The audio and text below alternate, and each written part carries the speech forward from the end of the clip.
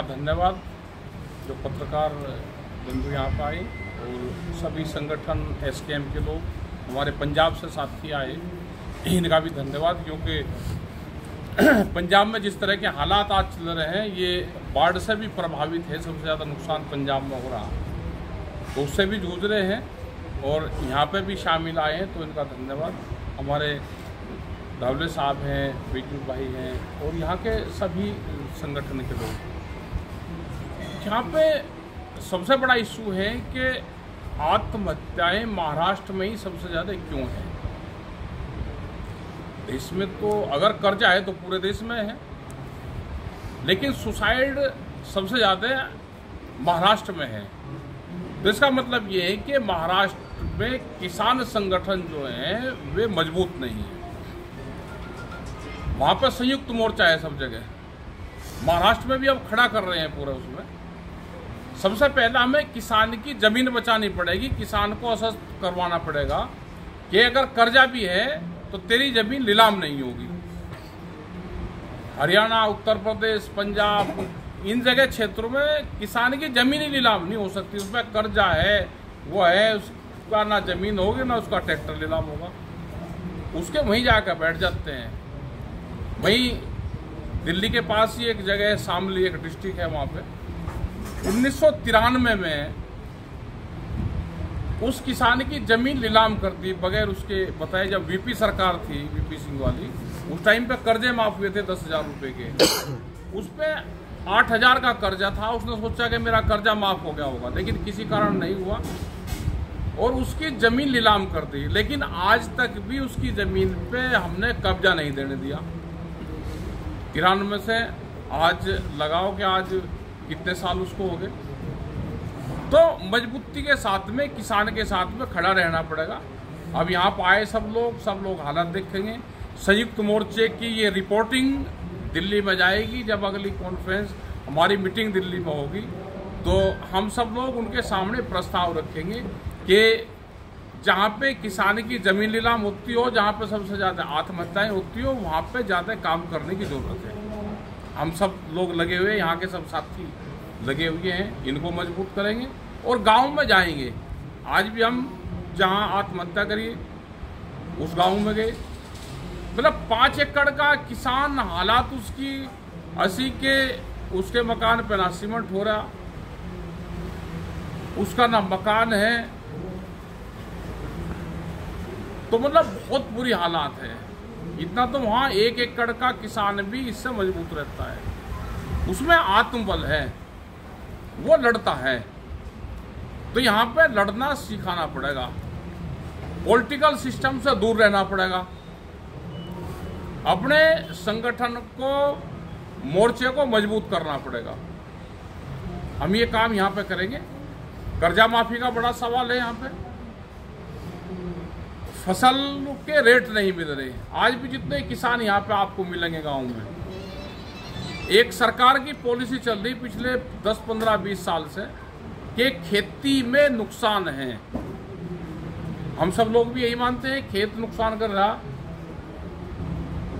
हम मेहनत करता है, हमारा किसान मेहनत करता है, लेकिन उसके बाद में भी वो सर्वाइव नहीं कर रहा।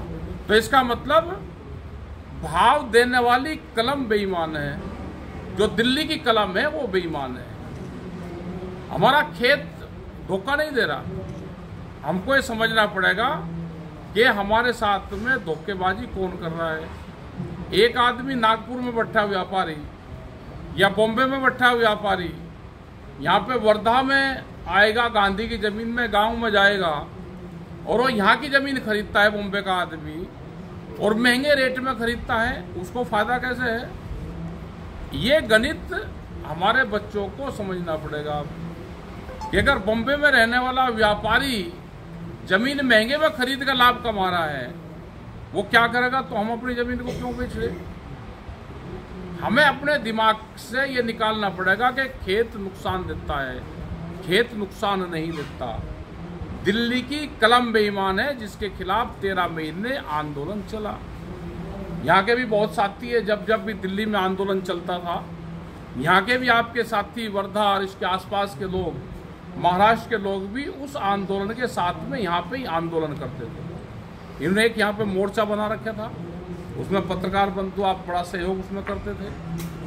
तो हम जहाँ पे भी जाते हैं पूरे देश भर में, वहाँ पे दिल्ली के आंदोलन की सपोर्ट में लोग खड़े होते थे। उस टाइम पे वे कहते थे जी हम भी ट्रैक्टर मार्च निकालते थे, हम ट्रैक्टर मार्च निकालते हैं, हर साल 1-2 बार ट्रैक्टर मार्च निकलते हैं। उसका उद्देश्य ये है कि जो बच्चा ट्रैक्टर लेकर सड़क पे मार्च में शामिल होगा वो अपने खेत में भी ट्रैक्टर चलाएगा, और जो बच्चा खेत में ट्रैक्टर चलाएगा वो जमीन नहीं बेचेगा। ये उसका सीधा फार्मूला है। यहाँ पे 15 साल उसकी लाइफ है ट्रैक्टर की, अपने वहाँ पे 10 साल है। क्या 10 साल में ट्रैक्टर कोई खराब हो सकता है? लेकिन ये सरकार पूंजीपतियों की सरकार है, उसको लाभ कैसे मिलेगा? इस तरह के वे बना दिए नियम कि एनजीटी ट्रैक्टर, पंपिंग सेट, गाड़ियाँ, एक जज की गाड़ी कितनी चलती है, एक वकील की गाड़ी कितनी चलती है, आप पूरा दिन ऑफिस में बैठ के काम करोगे, आपकी गाड़ी कितनी चलती है। लेकिन गाड़ी 10 साल में, डीजल की गाड़ी 10 साल में, पेट्रोल की गाड़ी 15 साल में। क्योंकि फायदा कंपनी को देना है, तो ये सरकार किसी पॉलिटिकल पार्टी, किसी पार्टी की सरकार ये है नहीं, ये सरकार है बड़े घरानों की। तो हमको मूवमेंट अपने तेज करने पड़ेंगे। सरकारों की अगर गलत पॉलिसी होगी उसका विरोध करना पड़ेगा। भूमि अधिग्रहण कानून, क्या देश में महंगाई नहीं बढ़ी? 2013 के बाद में हमारे जमीन के सर्किल रेट नहीं बढ़ेंगे और सब चीजों के रेट बढ़ेंगे। मतलब जमीनें जबरदस्ती छीनने जा रही है। हम एक सड़क बनाते हैं, इंडस्ट्रीज लगेगी, उसमें स्टील, कंक्रीट, गिट्टी, लोहा, मिट्टी, इंजीनियर, लेबर सब बाजार भाव पे। लेकिन किसान की जमीन चाहिए आज से 15 साल पहले रेट पे। हमको सरकार जातिवाद, धर्मवाद, भाषावाद में उलझा कर रखेगी, उससे बगल हटना पड़ेगा। जो हमारे इशू है उस पर जाना पड़ेगा और सब लोगों को इकट्ठा जोड़ना पड़ेगा। सरकार का काम है तोड़ने का और हमारा काम है जोड़ने का। बड़े मूवमेंट भी महाराष्ट्र में भी बड़े आंदोलन होंगे। हमारे संयुक्त मोर्चे के 40 से बड़े नेता हैं।